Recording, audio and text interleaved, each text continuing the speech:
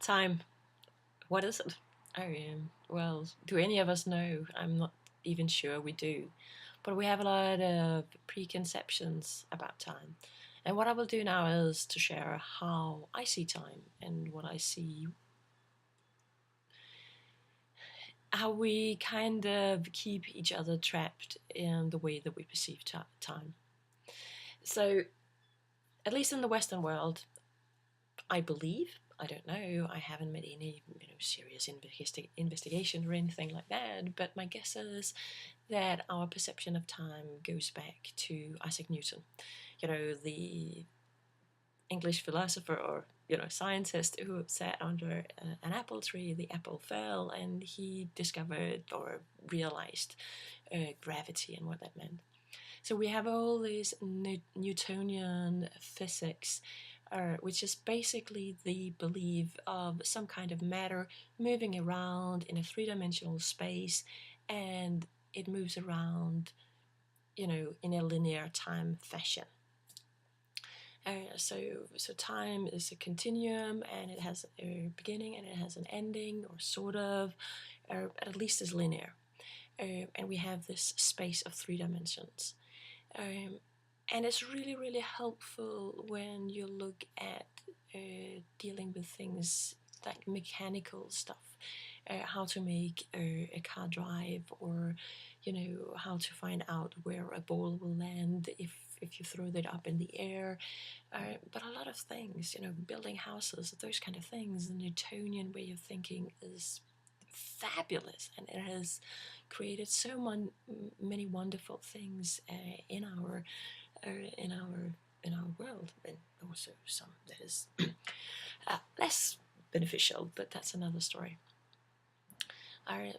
But just because that way of thinking of time is really beneficial, and for that matter actually crucial to achieve some things, is not necessarily the same thing that it is the truth. So I can tell you, I can share with you the way that I perceive time, and perceive it in the sense that I feel that is the truth, that is how time really is, but not necessarily that I'm operating like that all the time. But this would give me a freedom towards a very strict Newtonian way of thinking of time. But I think that before I say that and before I share that, I want to make a little detour. Might be strange in some ways, but yes, it's related. It's to do with being part of a cult. At some point, I was part of a yoga school, and some people from the outside consider us to be a cult. And I was like, no, it's not. It's fabulous. I'm gaining so much from it. It's awesome. And I remember that time I studied, what is it that makes it a cult? And one of the things that I read was this notion that if there was some kind of mechanism to keep people within the cult, and was distinguishing the people, that thinking it was good to be in the cult, and that if you left some things, so if there was that kind of mechanism in it. And at that time I realized that, the people that left this yoga organization, they were deemed, as if they were not mature enough, or they were not courageous, or they were not evolved enough. They were not evolved, so they were not able to continue being there and going to the next level. So there was actually that kind of mechanism to keep people in check. Probably I don't need to say that I left the organization when I realized that. And why is that related to time? Why do I share it now? And I do so because I find that there is, of course, on a larger scale, we are, the whole countries and, the whole Western world is based on this belief around what time is.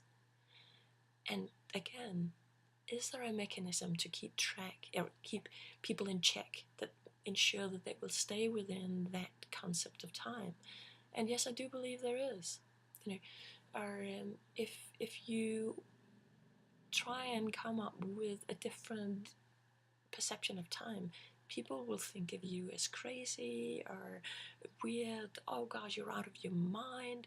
And even for like scientists, well, they might lose their job, their credibility, because, well, they're just new age kind of thing, and oh gosh, we can't have that.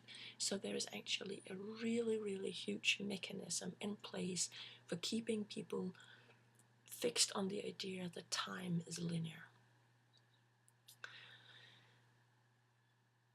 So over to my way of looking at time. I see time as a mental construct. I see time as an illusion, and something that we create because it benefits us, because we want to make sense of our world. And if we didn't create time, things wouldn't make sense. It doesn't make it true, but that's how it is. So what I perceive to be the truth around time is that there is one universe, one existence, and there is no, in a sense, no movement at all. There are just like these snapshots of complete worlds, and like every snap of what we conceive as time, like now, all of them are distinct worlds, static in a way, and they all coexist. Some people suggest that you can, take one of the old movie strips, like the old movie films where you had like all these pictures, and it's kind of like that. Apart from that, there are infinite numbers of those picture frames, and in this case, the picture frames is not just, a still photo, but it's like, it's everything. It's sound, it's smells, it's just everything in this moment of the universe.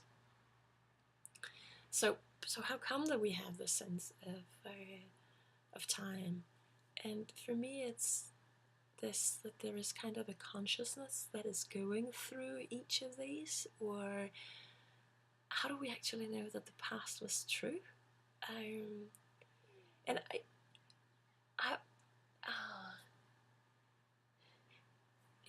it's this sense that there's a consciousness going through all these steps, and in that way creates the sense of time.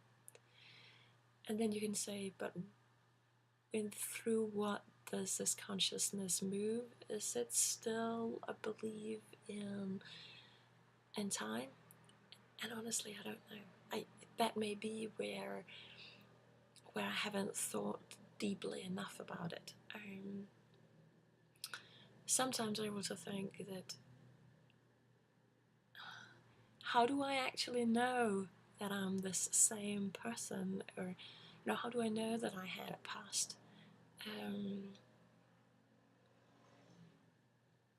The only thing I can do is the now. This is the now I'm perceiving, but how do I know that what I believe to be the past is not just part of this moment?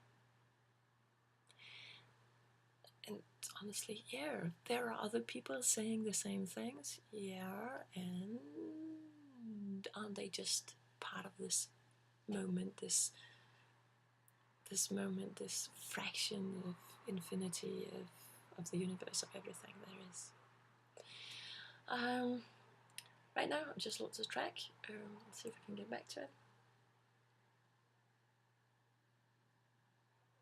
Alright, yeah. For me, the interesting thing in all this is actually that the Newtonian way of thinking of time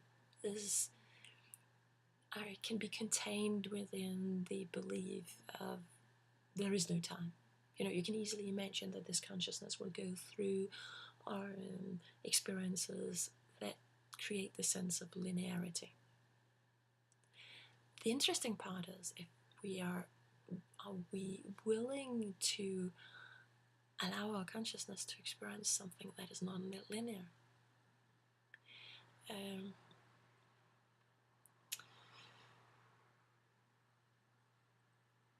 And